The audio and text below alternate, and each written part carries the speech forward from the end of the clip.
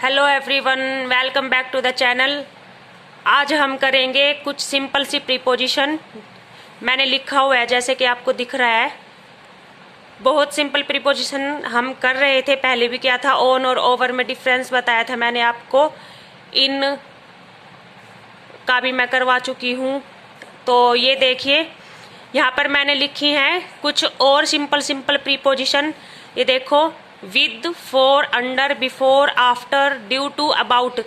आज हम सिर्फ इन्हीं प्रीपोजिशन का यूज करना सीखेंगे। सबसे पहले मैंने लिखा है विद। विद का मतलब होता है किसी के साथ, के साथ। तो देखिए, सबसे पहले मैं विद को यूज करके एक दो सेंटेंस लिखूंगी। तो ये देखिए गाइज, अभी मैं यहाँ पर विद का यूज करके एक सेंटेंस लिखूंगी।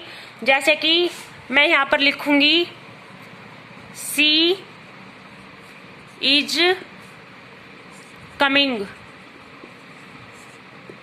वह आ रही है। तो यहाँ पर मैं करूंगी विद का यूज, विद अस। अस लिख लो, या फिर आप बताओगे कि वह मेरे साथ आ रही है, तो आप लिखोगे सी इज कमिंग विद मी, और वह हमारे साथ आ रही है। तो ये देखो, मैंने लिख दिया सी इज कमिंग विद अस। तो देखो, यहाँ पर हुआ है विद प्रीपोजिशन का यूज। विद का मतलब होता है साथ। तो ये देखिए गाइज, विद का यूज यहाँ पर मैं कर चुकी हूँ। She is coming with us, she is not coming with us, कुछ भी। विद का यूज वहाँ पर होता है जब सेंटेंस में दिखे कि किसी के साथ की बात हो रखी है। देखिए, जैसे मैं एक और सेंटेंस आपको लिख के दिखाऊंगी। ये देखिए, सिंपल सा ही लिखूंगी, ही इज ड्रिंकिंग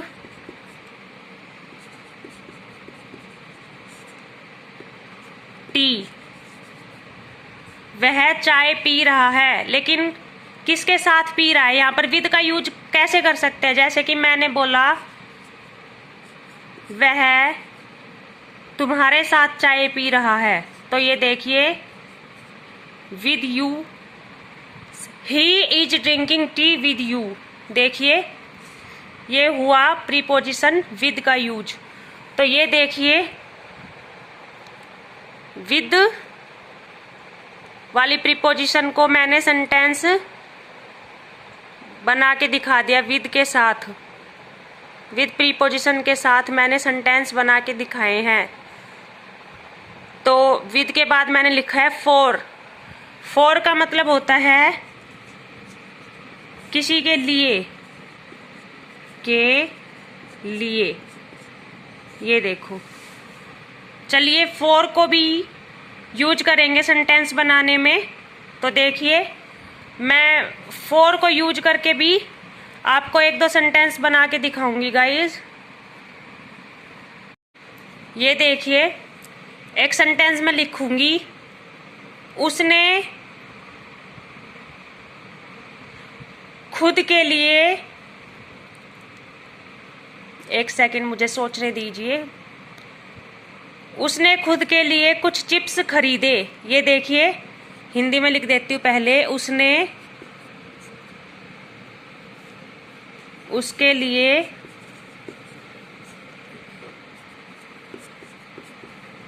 सिंपल से लिख देती हूँ, फल खरीदे।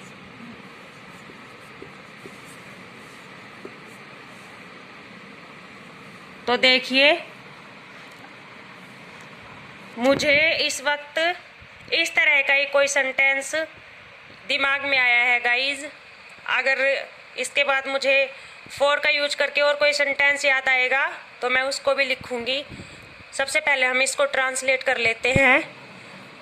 अब देखो, इसमें पता नहीं चल रहा कि यहाँ पर लड़की की बात हो रही है, लड़के की। तो हम ही का या सी का, किसी का भी यूज कर सकते हैं। जैसे कि मैंने शी का यूज किया है, सी। वैसे बाय का मतलब खरीदना होता है, इधर लिख के दिखा देती हूँ। बाय का मतलब होता है खरीदना, और इसकी सेकंड फॉर्म आएगी बॉट। ये देखिए, आपको पता ही है, खरीदे मतलब कि वो खरीद चुकी है। देखो, एक सेकंड।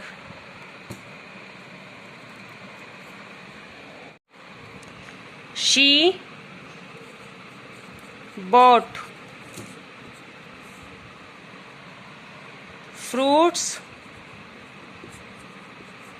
for her। ये देखो, अगर हम ही का यूज करते तो आता ही bought fruits for him। यहाँ पर हर आया है क्योंकि मैंने शी का यूज किया है। हिम आता जब मैं ही का यूज करती। ये देखो, यहाँ पर भी मैंने फॉर प्रीपोजिशन का यूज करके दिखाया है। सी बॉट फ्रूट्स फॉर हर। अब देखिए, जैसे कि आप अपनी फ्लाइट के लिए लेट हो जाओगे। You will be late for. ये देखो, फॉर का यूज योर फ्लाइट। ये देखिए, एक और सेंटेंस मुझे याद आ गया, you will be late for your flight. तो देखो, विद का यूज हो चुका है, फॉर का यूज हो चुका है। अब हम अंडर का यूज करेंगे।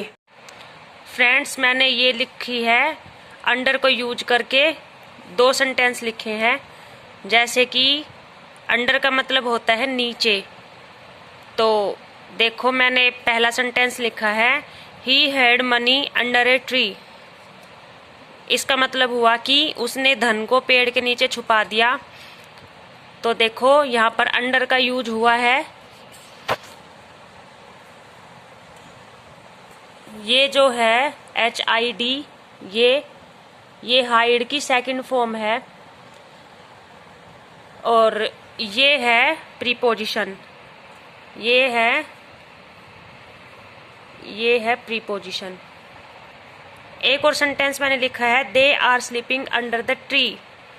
वो पेड़ के नीचे सो रहे हैं।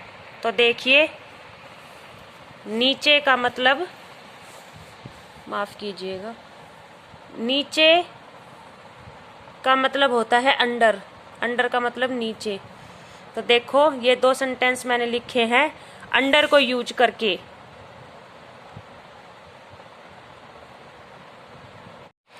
फ्रेंड्स, अंडर के यूज के बाद अब हमें यूज करना है बिफोर का।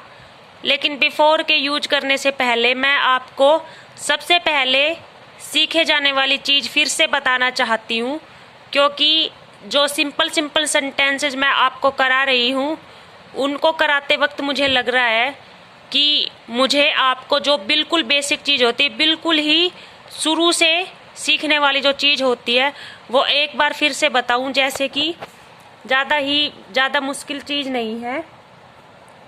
जैसे मैं आपको बताऊंगी कि इज का यूज एक चीज़ के लिए होता है जिसको है बोलते हैं। है, ये होती है किसी एक चीज़ के लिए, और प्लूरल में वही बन जाएगा आर। इसका मतलब होता है। देखिएगा, इस है में और इस है में क्या फ़र्क है। देखिए, ये है बहुवचन चीज़ के लिए, मतलब प्लूरल चीज़ के लिए, और ये है सिंगुलर चीज़ मतलब एक वचन के लिए। और ये देखिए, जैसे कि मैंने बताया था, वाज का मतलब होता है था, मतलब एक, और इसी को प्लूरल में हम बोलेंगे तो वर बोलेंगे। इसका मतलब थे। अब मैं आपको बताऊंगी, जैसे मैंने लिखा है ही, शी। ये है ही, किसी, मान लो हम किसी सेंटेंस में किसी पुरुष की बात कर रहे हैं तो ही, और किसी महिला की बात कर रहे हैं तो शी। और अगर हम एक से ज़्यादा लोगों की बात करेंगे तो हम करेंगे दे का यूज, मतलब वे।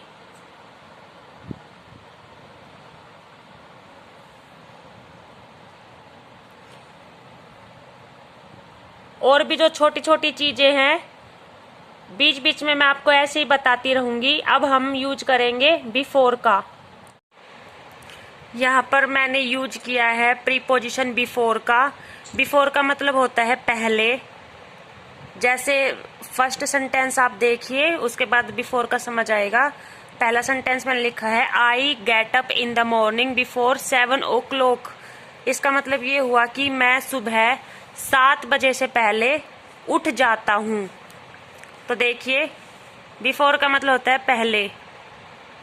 और दूसरे सेंटेंस में मैंने लिखा है leave this place before they reach here. उनके आने से पहले यह जगह छोड़ दो। और अब बिफोर के बाद हम इसी के अपोजिट प्रीपोजिशन आफ्टर का यूज करेंगे। आफ्टर का मतलब होता है बाद में। फ्रेंड्स, मैंने यहाँ पर बिफोर के बाद किया है आफ्टर का यूज। आफ्टर प्रीपोजिशन का ये 2 सेंटेंस मैंने लिखे हैं। पहला सेंटेंस मैंने लिखा है you can play after your studies. तो देखो ये प्रीपोजिशन है आफ्टर। यू कैन प्ले, तुम खेल सकते हो। आफ्टर मतलब बाद में, योर स्टडीज अपनी पढ़ाई के बाद, कि तुम्हारी पढ़ाई हो जाने के बाद तुम खेल सकते हो। Next, we will go to the market, हम बाजार में चलेंगे। देखो we will go to the market, हम बाजार चलेंगे। कब चलेंगे? आगे लिखा है आफ्टर योर स्कूल, तुम्हारे स्कूल के बाद। ये है प्रीपोजिशन। यहाँ मैंने लिखा है due to. Due to preposition का यूज कहाँ होता है, इसका मतलब क्या होता है? तो गाइज ड्यू टू का मतलब होता है किसी कारणवश। जैसे हम किसी भी बात का कारण बताते हैं, जैसे हम बिकॉज का यूज करते हैं क्योंकि, कि ये बात तो इसलिए हुई क्योंकि इसका रीजन ये था। तो हम किसी भी चीज़ का रीजन बताते हैं, वहाँ पर होता है ड्यू टू का यूज। अब सेंटेंस करेंगे तो आपको बात ज़्यादा समझ आएगी। पहला सेंटेंस मैंने लिखा है the bus was delayed due to heavy rain. देखो ड्यू टू को मैंने अंडरलाइन किया है। The bus was delayed due to heavy rain, कि बस लेट हुई या फिर बस आने में देरी हुई ड्यू टू हैवी रेन, भारी बारिश के कारण। पूरे सेंटेंस का मतलब बता रही हूँ कि भारी बारिश के कारण बस में देरी हुई। और दूसरा सेंटेंस मैंने लिखा है her success was due to her family, कि उसकी सफलता का जो श्रेय है, कि उसको जो सफलता मिली हुई है वो उसकी फैमिली की वजह से मिली हुई थी। Her success was due to her family, इसका मतलब ये हुआ कि उसकी सफलता का कारण उसकी फैमिली से मिला हुआ सपोर्ट था। उसकी सफलता उसकी फैमिली की वजह से मिली हुई है, उसकी फैमिली के कारण मिली हुई है। अब इसके बाद हम ड्यू टू के बाद सिर्फ एक प्रीपोजिशन और रहती है, वो करेंगे। तो गाइज हमने लगभग सारी ही तो मैं नहीं कहूँगी, लेकिन हमने कुछ प्रीपोजिशन कर ली है जो कि बहुत ज़्यादा ज़रूरी होती हैं। 1-2 रहती है, जैसे कि बिटवीन का, इन फ्रंट ऑफ का, बिहाइंड का, इनका यूज करना और रहता है, ये भी हम करेंगे। लेकिन ये प्रीपोजिशन जितनी मैंने आज लिख के दिखाई थी, इनके बाद एक बार मैं एक वीडियो लेके आऊँगी टेंस के रूल्स का, उसके बाद हम प्रीपोजिशन वाले इस टॉपिक को कंप्लीट करेंगे। तो गाइज आप मुझे कमेंट करके बताएं कि पहले प्रीपोजिशन ही कंप्लीट करें या टेंसेस को भी साथ साथ लेके चलें। तो चलिए लास्ट वाली जो प्रीपोजिशन रहती है उसको और सेंटेंस में समझ लेते हैं। गाइज ये है हमारी आज की लास्ट प्रीपोजिशन। उससे पहले हमने किया था ड्यू टू का यूज़, अब मैंने अबाउट का यूज करके यहाँ पर दिखाया है। देखिए अबाउट का मतलब होता है के बारे में। जैसे हम किसी के बारे में बात करते हैं, तो जैसे मैंने पहला सेंटेंस लिखा है सी टोल्ड मी अबाउट यू, उसने मुझे तुम्हारे बारे में बताया। ये अबाउट, ABOUT, ये ए मैंने बहुत दूर लिख दिया, ये देखिए अब बन रहा है about. She told me about you, उसने मुझे तुम्हारे बारे में बताया।